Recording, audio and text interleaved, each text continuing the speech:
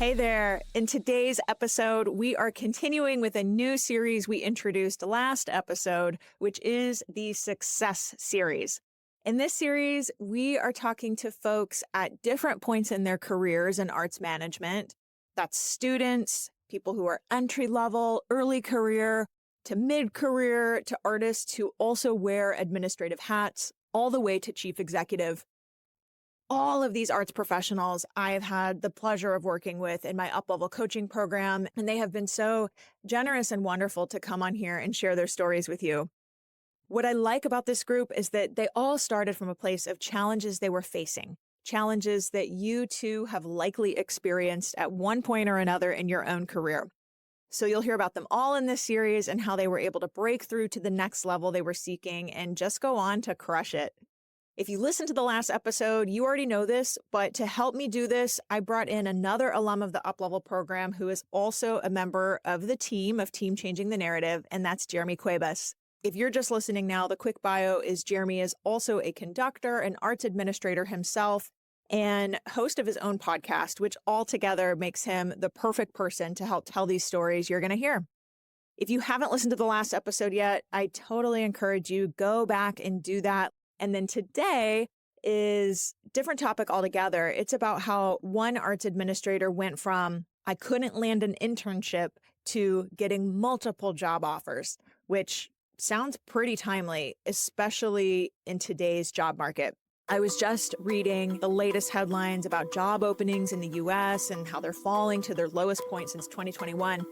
And I'm just now piecing this together. This is right around the time our guest today was landing those multiple job offers, like in 2021, the previous lowest job openings point, right? So this is super relevant because this person's breakthrough was actually in a very similar, very tight job market climate to what we are seeing today. So it was already a good story, but now I think it's even a better one. I've also got a free resource for you on career building that I'll share more about at the end. But for now, it's time to learn about how to go from no offers to multiple offers.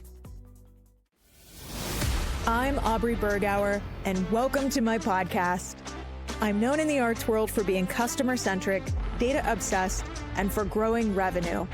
The arts are my vehicle to make the change I want to see in this world, like creating places of belonging, pursuing gender and racial equality, developing high-performing teams and leaders, and leveraging technology to elevate our work. I've been called the Steve Jobs of classical music and the Sheryl Sandberg of the symphony. I've held offstage roles managing millions of dollars in revenue at major institutions, been chief executive of an orchestra where we doubled the size of the audience and nearly quadrupled the donor base. And now I'm here to help you achieve that same kind of success. In this podcast, we are sorting through data and research inside and outside the arts, applying those findings to our work in arts management, and bringing in some extra voices along the way, all to build the vibrant future we know is possible for our institutions and for ourselves as offstage administrators and leaders. You're listening to the Offstage Mic. Hi everyone, Aubrey Bergauer here. Before we dive into today's episode, I want to tell you about Annual Fund Toolkit. If you're a nonprofit looking to revolutionize your fundraising strategies, you need to know about Annual Fund Toolkit. They're not just another consulting firm. They're specialists in transforming annual funds through data-driven donor engagement. What sets Annual Fund Toolkit apart is their laser focus on two critical challenges: improving donor retention and growing the major gifts pipeline. You can see why I like them, right? They combine fundraising expertise, data analysis, and strategic planning to help nonprofits like yours reach your goals. I'm particularly excited about their work in the arts sector. They have helped organizations like Austin Chamber Music Center and Castle of Our Skins unlock their fundraising potential. And get this, you get one dedicated strategist to help with all aspects of running your fundraising shop, from data to major gift coaching. It's like having an entire fundraising department that intimately understands you and the arts. Annual Fund Toolkit provides a clear roadmap to donor loyalty, automated dashboards to track your progress, and a catalog of proven playbooks. I know their founder, Luis Diaz, personally, and I think he is hands down one of the most brilliant minds in fundraising I've ever met. Whereas many arts groups are stuck with old models that aren't working anymore, the organizations that utilize Lewis's advice and assistance are coming out ahead. If you are ready to take your fundraising to the next level, visit annualfundtoolkit.com. That's www.annualfundtoolkit.com. Trust me, your donors and your mission will thank you. Now, let's dive into today's episode. Hey, Jeremy. Hi, Aubrey. We are back doing this success series, and I want to know, tell me, who did you talk to this week? Who are we meeting? So this week I talked with Paula Wilson. Paula was struggling at the beginning of her career. She was applying for internships. This was 2019 when she was just starting her career. And she was getting some interviews, but nothing was really panning out. She just could not get a job offer. And then COVID hit. And then, she took a chance and she started reaching out to professional administrators for advice, including you. Wow. I actually remember meeting Paula back then. I, at the time, was doing a lot of open office hours type calls then. And honestly, I don't remember a ton of them specifically. It was a long time ago now. There were a lot of them, but I do remember Paula. And she really, what I recall is that she just stuck out to me as very curious, very open to learning. And fast forward, she helped me TA the early iteration of my up-level program. It had a different name that first year and a little bit of a different format, but basically that curriculum is what became the up-level program today.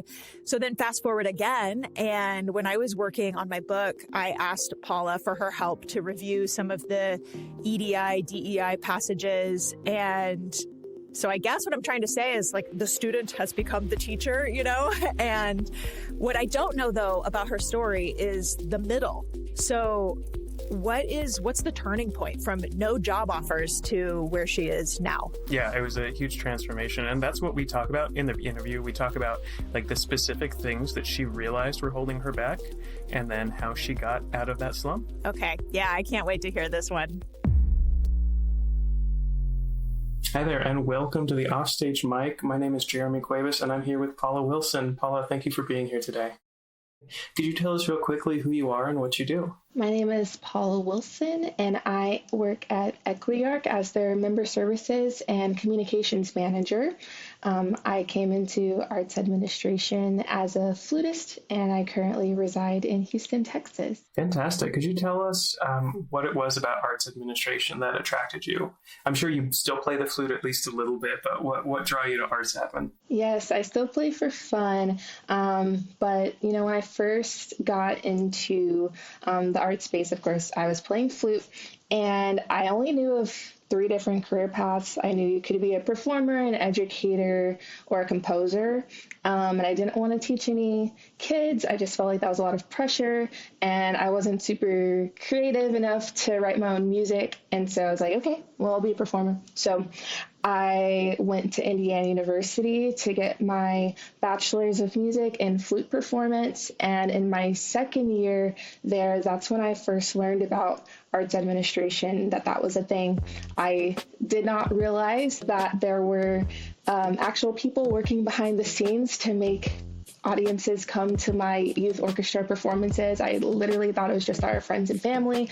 But when I realized that was a thing, that's when I went on that journey. At first I was thinking, if performance doesn't work out, then maybe I'll go ahead and do administration. But as I got more and more experience, especially in college, I fell in love with it.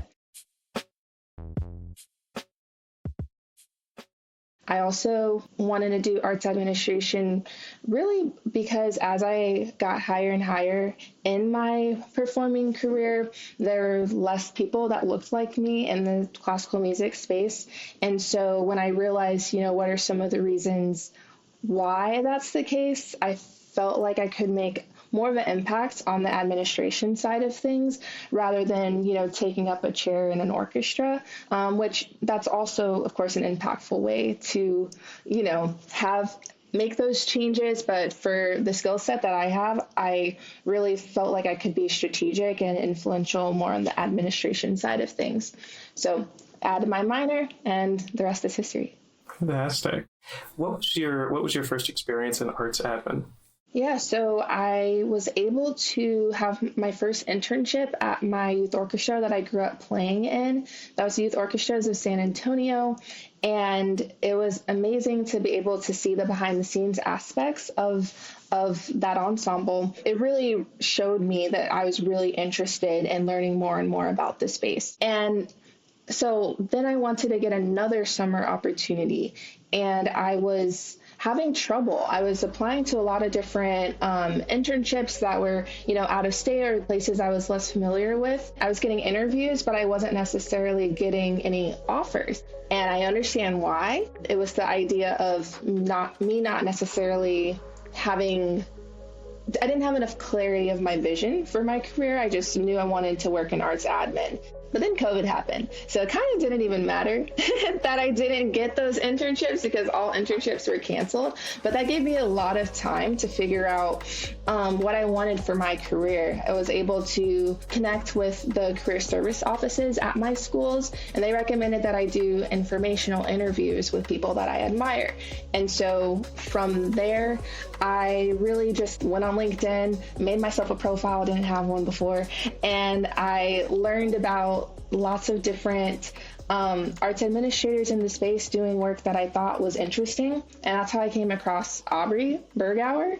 And that was I learned about all her different success stories that she had at California Symphony and the long haul model and all these things. And she had a space where I was able to sign up for her office hours for like 30 minutes and just to chat with her. So we had a phone call in the midst of COVID, and it was really great. And I didn't know what would come from it at that time, but I learned so much just about in this whole process about what does it mean for me to have a very specific perspective on the impact that I want to have in the art space, in the classical music field, outside of, I want an internship, I want a job, I want to work, I want to, help people, like something a little more specific. And so having all of those different calls and refining my resume and interviewing skills, all these things, that's what helped me get my first full-time job, which was at Houston Symphony. And that was as their digital marketing coordinator.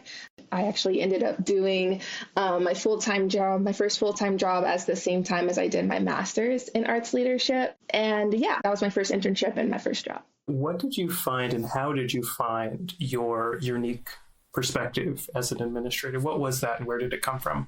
Yeah, that's a great question. So I would say what is most important to me is making the classical music space more equitable, more accessible, more diverse, more inclusive, particularly for people of color, and just creating spaces where they feel like they can either be welcomed into the audience of classical music space or, as a performer.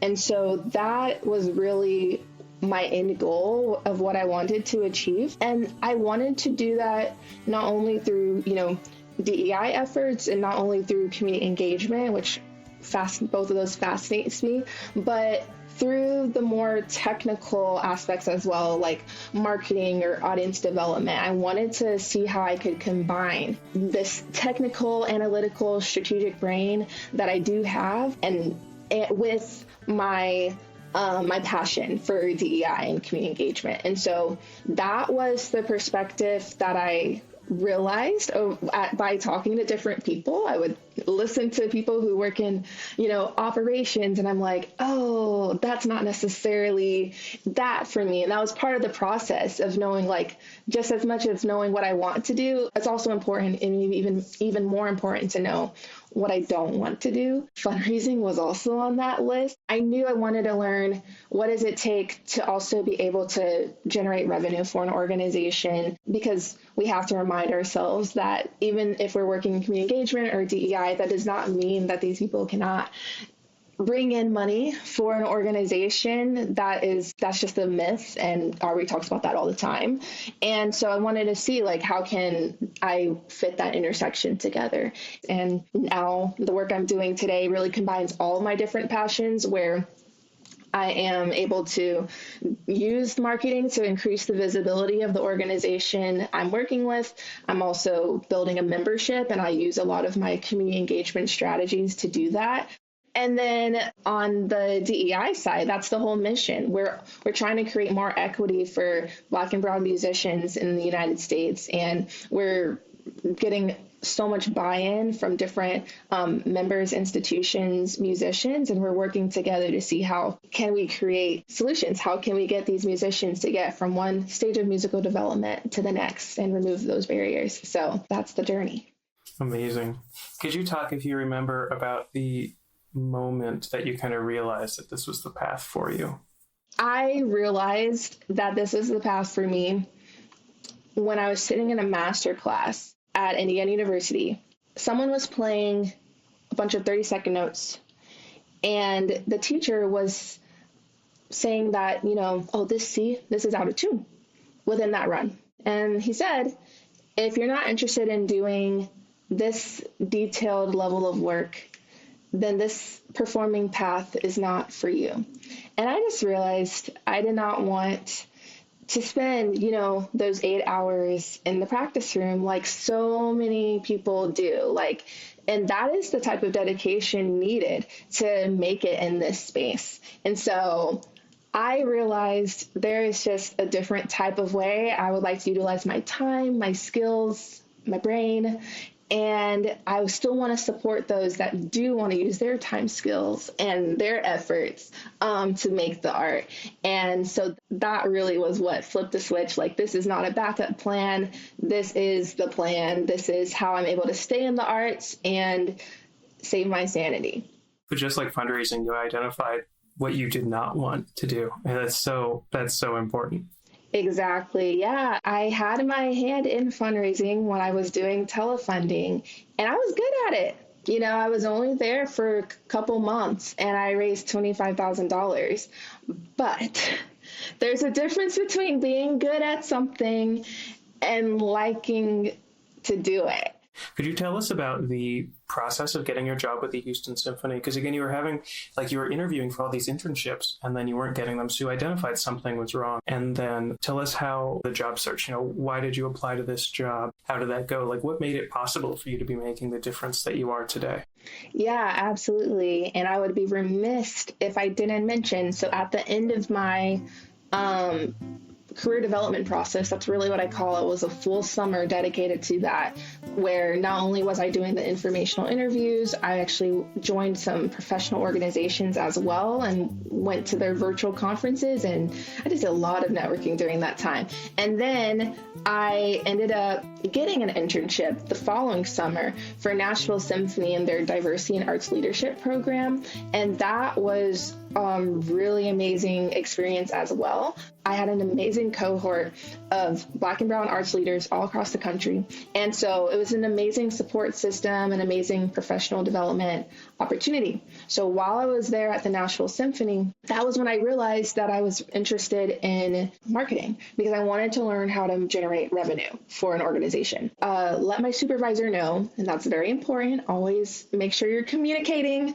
what your needs and what your wants are. My mom always says closed mouths don't get fed. So that's really important. So I let my supervisor know, and she connected me with the digital marketing manager at the Nashville Symphony. And so we had a call, and I learned so much about it. And I was like, yes, this is what I want to do. And so then the opportunity for Houston Symphony came up, and I applied, and I went through the interviews, and I actually asked them, I said, what was it about my interview that made me stand out and made y'all want to hire me?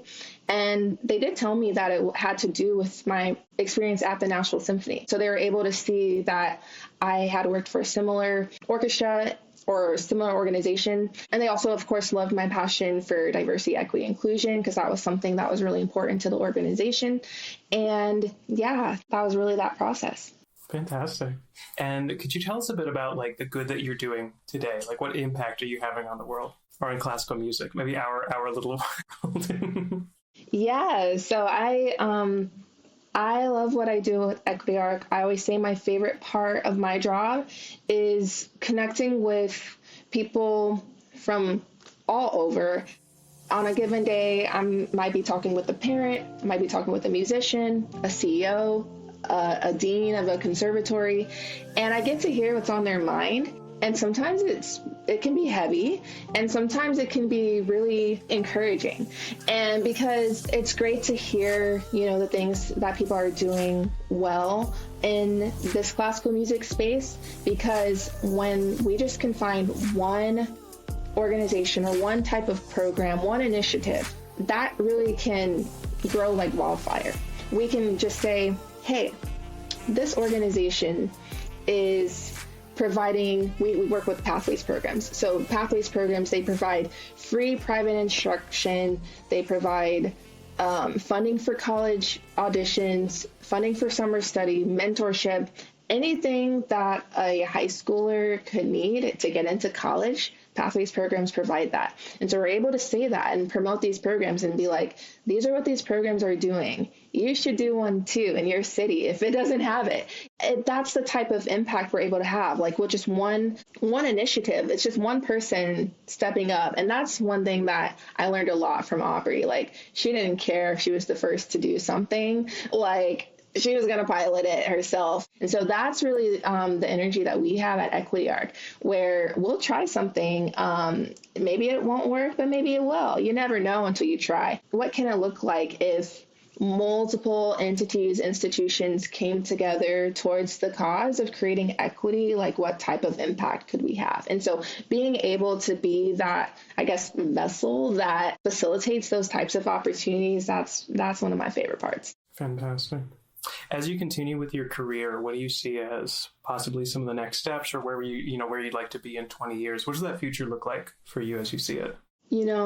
That's a funny question, because if you would have asked me this last year, I would have said that I wanted to teach. I wanted to be a professor in like 10 or so years.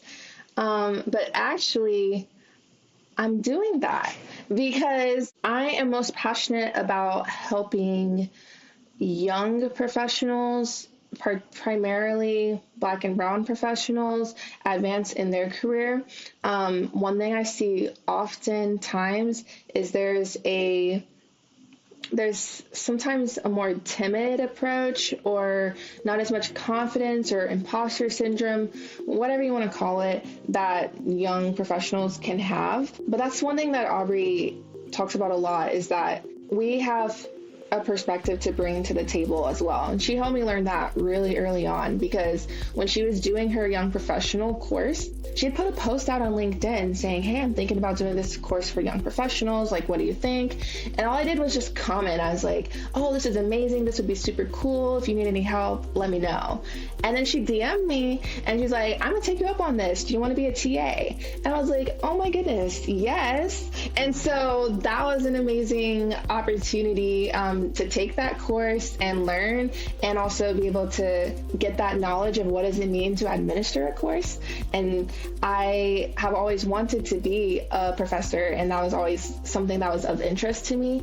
And so it was really cool to be able to have that type of experience. And then fast forward to this year, I had the opportunity to teach an introduction to arts administration course. I did not know where that was going to go. I totally could have not applied for that due to imposter syndrome, but I did. I was like, why not? Worst thing they can tell me is no. And so I put my name in the hat for that, and I got it. And I have now been teaching this. I'm in my third semester of teaching that type of course. And it's so amazing because I love meeting with young professionals. Many people come to me that are in the art space or are performing, or practitioners, and they're wanting to make that transition into arts administration or learn more about it. And so I'm able to talk with them about that, and just how their skills actually are so transferable to what they want to do with their lives and with their careers. I'm big on the sustainability of whatever people want to do, making sure that you can make your money, generate your revenue. That was why that was really important for me to learn how to do that on behalf of institutions, but it's just as important to be able to do that, individually. I just want to continue to help folks figure out what they want to do with their careers and just have that clarity, have that perspective that so many people were able to help me develop. So I just want to pay it forward and pass that along. Yeah, you're helping build this next generation. What I have noticed from this talk is that a lot of these opportunities came from you asking for what you wanted, but then also from mentors that were there to support you and teach you. And so you were doing that for the next generation of arts administrators. And I think that's just beautiful. Absolutely. Mentorship is so important. Paula, I've got one more question. I really appreciate your time today, and I'm sure the listeners do as well. What advice would you give to somebody at the beginning of their career? Well, I guess I'll just double down. Closed mouths don't get fed. You need to, if there's something you see and you want it, you need to go for it. Truly the worst thing that someone can say to you is no. And that's not that bad. So that's really what I would highly encourage. And if you don't know what you want, then start there. Just figure out, what are you passionate about? What is the impact that you'd like to have on the world, on the arts, on the classical music space, however small you want to, or however narrow you want to make that. But start with that, figure out what your perspective is. And once you know, keep your eyes open and talk to people. Great. I really like the closed mouths don't get fed. There's an influencer that I like who says that when you go public with what you want, like when you say out loud what you want, like we're all afraid of the people who are going to come and say, oh, that's stupid. But we forget about the people who say, oh, that's great. I want that too. Let's work together. Exactly. You just never know. Yeah, you mentioned earlier that like talking to the CEO is intimidating because you're like, oh, I'm not good enough to talk to them, but they're people too. They're people. They're just figuring it out, just like everyone else. There's so many questions, especially in this arts and classical music space, and no one has the full answer. We all have ideas that we can try out and see if it works. And so why not? We can use data to try to back up those ideas. But so many times fear is what stops us as early professionals, but even folks that are well established in their career from doing things, because, that's the enemy of, getting progress and innovation, saying, we've always done it this way. And so we're scared to make a change. But that's the whole point, right? Of changing the narrative and all of these things. Like, we need to be able to make those shifts, not be scared, because truly the worst thing they can say is no. Well, Paula, thank you so much for joining us today on the Offstage Mic. We really appreciate your time. And if people want to connect with you, what's the best way to reach out? Yeah, the best way to find me is on LinkedIn. Just search Paula Wilson and I'll be there. Thank you. Thank you for your inspiration and for sharing your story today. Awesome. Thank you so much for having me. Hey, Offstagers. Navigating a career in arts management can be hard sometimes. I know this because I hear it from people I work with all the time. I hear it in the DMs people send me and in my inbox. I hear it when I meet people on the road, speaking at events and conferences. And I know it because I've experienced it myself too over the years. But as you heard today, there are skills you can learn to overcome the obstacles. That's why this fall I will be leading a free 3-part virtual training on how to grow your career in arts management.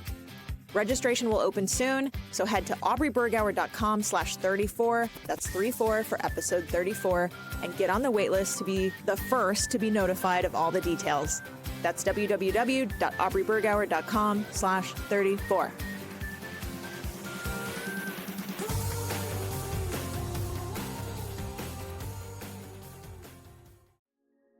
Good marketing talent can be hard to find.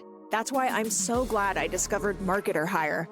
As my business has grown this year, I can definitively say a part of that growth was because of the way Marketer Hire helped me not just find good marketing talent I needed, but how fast they did it and how they worked to match me with the perfect people. First, I reached out about an email copywriting project and email platform migration we were going through, and Marketer Hire matched me with Jamie within a week. A few months later, we needed technical support on our Google Analytics, and they had us connected to Alec within days. Both Jamie and Alec needed zero training, were incredible to work with, and experts in their respective areas, And most important, they completely delivered on time, on budget, and got the results I needed. What I like about Marketer Hire is that you can engage someone for as long or short as you want. I hired Jamie for a 3-month project, for example. On the intake call, they really listened to what I said I needed. I even said that I need someone with an interest in the performing arts. And it turned out Jamie had a theater background and is still a member of her local thespian troupe to this day. Both Jamie and Alec were able to move my projects forward so much quicker than if I had led a traditional hiring process or search. The whole thing was really easy from start to finish, and they never made me feel obligated to proceed if I didn't want to. They were even able to work with my small business budget. At your arts organization, imagine working with Fortune 500 level talent who ramps up to understand your work fast and then delivers great results. Get a $1,500 credit toward your first hire when you go to try.marketerhire.com/offstagemic. That's try.marketerhire.com/offstagemic. Whether your arts organization needs email copywriting or Google Analytics set up like I did, or if you need paid ads, paid search, or even a fractional CMO, Marketer Hire will get you set up with top talent fast. One more time, that's try.marketerhire.com/offstagemic to get started and get your $1,500 credit.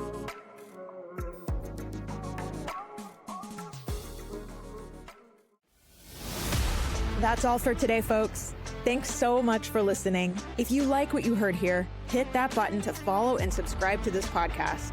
And if you've learned something or gotten value from this, please take 2 seconds to leave a quick one-tap rating or review in return. To all of you, one more time, thanks again. See you next time on the Offstage Mic.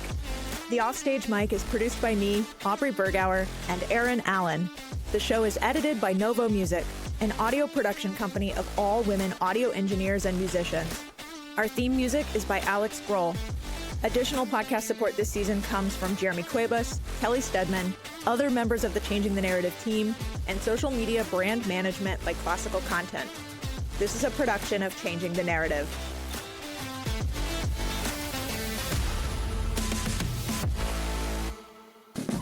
And we're back.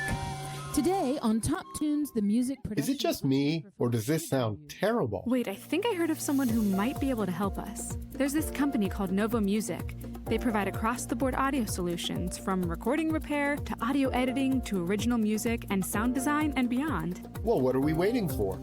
Today on Top Tunes, the music... Now that's better. Novo Music, conducting your creative vision.